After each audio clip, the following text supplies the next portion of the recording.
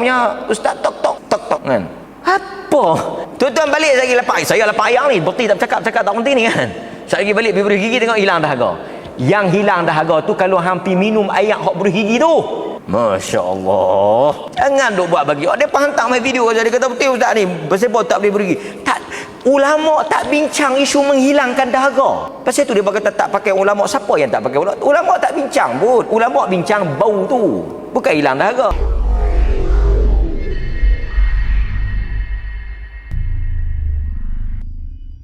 Kemudian Nabi SAW kata apa? Walladhi nafsum Muhammad biyadih la khalufu fammis sa'im atyab indallah min rihil misk. Kita perhabis hadis ni, lepas tu kita tangguh. Sesungguhnya demi Allah yang nyawa Muhammad berada di tangannya, mulut orang yang berpuasa lebih wangi di sisi Allah daripada bau kasturi. Yang ni saya nak terang sikit. Jangan duk pi muih ke orang, jangan duk pi duk belahak tak tahu ala ke orang. Okey. Pertama tuan-tuan, saya nak terang secara adil. Saya nak terang. Pertama saya nak sebut, kita tak boleh nafikan isu berus gigi selepas zawal gelincir matahari ada perbezaan pendapat. Saya nak terang ni bagi tuan-tuan dapat, supaya tuan-tuan boleh faham. Okey. Puncanya apa? Hadis ni lah. Punca yang tak bagi beruih gigi lepas lohok tu, hadis ni lah. Pasal tu saya kena terang juga pasal kita baca hadis ni. Hadis ni lah punca dia. Sebab hadis-hadis lain semua dhaif. Tak boleh beruih gigi petang, tak boleh beruih gigi lepas lohok. Semua hadis-hadis tu dhaif. Hadis ni lah yang menjadi kuat, pula. Jadi punca tak boleh beruih gigi lepas lohok. Pasal apa? Pi kok mana? Okey, baik. Tuan-tuan hadirin mukminin, mazhab mana yang kata tak boleh beruih gigi, makruh beruih gigi lepas lohok ni? Mazhab Syafi'i. Mazhab Syafi'i. Tu saya nak sebut ni. Kita nak terang sikit. Mazhab Syafi'i dia kata makruh beruih gigi lepas zawal, lepas zuhur. Maksudlah tak boleh beruih gigi lah. Tadi tuan-tuan sebelum zuhur boleh beruih gigi. Lepas ni tak boleh. Sebab tuan-tuan, antara benda yang Allah suka kita membiarkan kesan ibadat yang kita lakukan ni lekat pada diri kita. Jangan buang. Tuan-tuan faham tak? Bekas-bekas ibadat ni, kesan-kesan ibadat ni kita jangan bagi hilang. Allah suka. Sebagai contoh, ambil wudu, jangan lap. Lepas kita ambil ayat semayang, basah muka, basah tangan, jangan lap. Sebab itu kesan ibadat. Makruh lap. Biar dia duduk, biar dia kering sendiri. Pasal nak bagi kesan tu. Okey, tuan-tuan pi buat haji dengan debu kan, pi buat umrah dengan debu, dengan belengah, dengan serabai lekat. Allah suka. Pasal tu orang yang mati syahid kita tak mandi kan, kita biar darah-darah itu lekat pada dia. Dan orang yang mati dalam keadaan ihram kita tanam dengan kain-kain ihram tu, sebab kita nak bagi kesan ibadat tu kekal. Jadi mazhab al-Imam Syafi'i, dengar ni alasan dia, hujah dia. Ulama-ulama dalam mazhab Imam Syafi'i kata makruh gosok gigi kerana menghilangkan kesan ibadat. Kesan ibadat tu hilang. Jadi bila hilang tu, mulut kita busuk tu kesan apa? Puasa. Mulut kita busuk tu kesan puasa. Jadi bila kita pergi beruih gigi, hilanglah kesan puasa tu. Jadi kita telah menghilangkan kesan ibadat tu. Makruh. Patut kita biar kesan tu sampai habis. Ini hujah mazhab Imam Syafi'i. Pasal nak bagi kekal bau tu kerana itu kesan ibadat. Baik.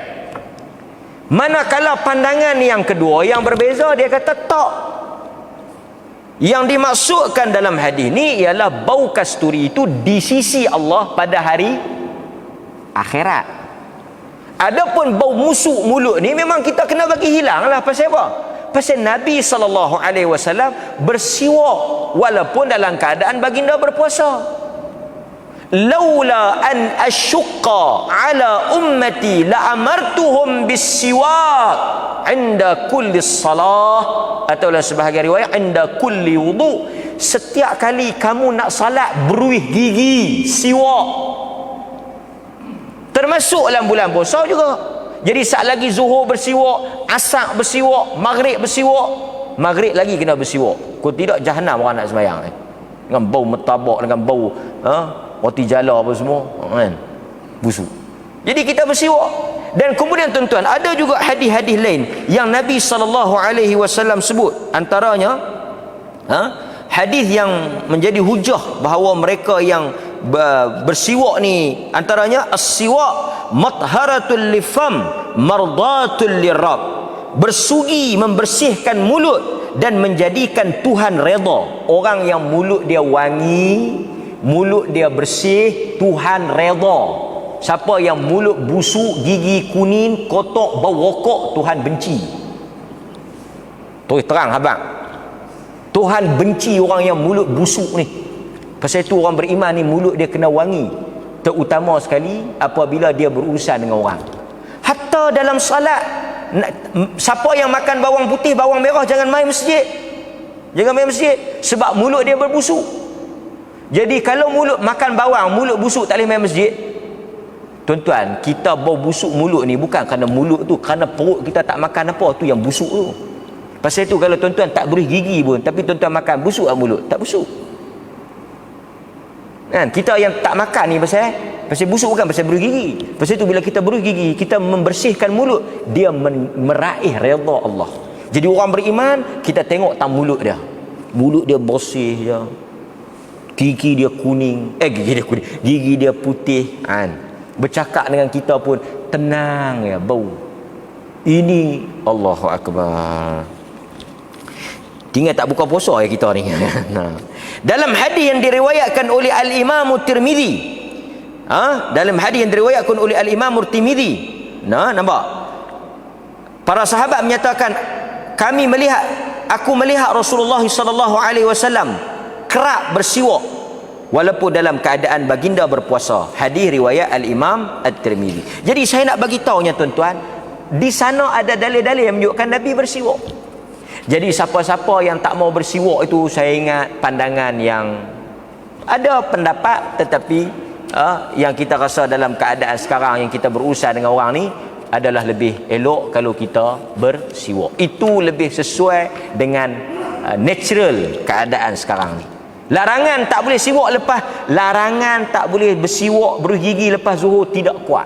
Hanya kepada penghujahan, tak mau bagi hilang bau orang berpuasa tadi. Okey, tuan-tuan nampak tak dia punya perbezaan pendapat dia, isu dia. Jadi boleh berus gigi. Bukan boleh berbuka. Adalah pula yang ekstrim, dia kata tak boleh beruih gigi. Pasal apa tak boleh beruih gigi? Sebab menghilangkan dahaga. Ni ada dua mana tak tahu mamak dia bantang main video main. Dia kata tidak boleh memberus gigi kerana ia boleh menghilangkan dahaga. Hang lebih lajak pada Nabi lah pula. Tidak boleh. Ni dia kata tuan-tuan beri gigi hilang dahaga. Ni dia kata tok-tok punya ustaz, tok-tok kan. Apa? Tuan-tuan balik lagi lapak. Saya lapak ayam ni, berarti tak cakap tak penting ni kan. Saya lagi balik beri gigi tengok hilang dahaga. Yang hilang dahaga tu kalau hampir minum air hok beri gigi tu. Masya-Allah. Jangan duk buat bagi. Dia hantar mai video aja, dia kata betul ustaz ni. Pasal apa tak boleh beri gigi? Tak, ulama tak bincang isu menghilangkan dahaga. Pasal tu dia berkata tak pakai ulama. Siapa yang tak pakai ulama? Ulama tak bincang pun. Ulama bincang bau tu, bukan hilang dahaga. Lepas tu katanya kalau kita berus gigi batal puasa kerana sekarang ni ubat berus gigi ada flavor. Ni nak habaq lagi, nak habaq. Ada berus gigi strawberry, ada berus gigi orange, ada berus gigi grape. Yang pertama tu berus gigi budak-budak. Orang tua tak ada berus gigi orange kan. Tak apa.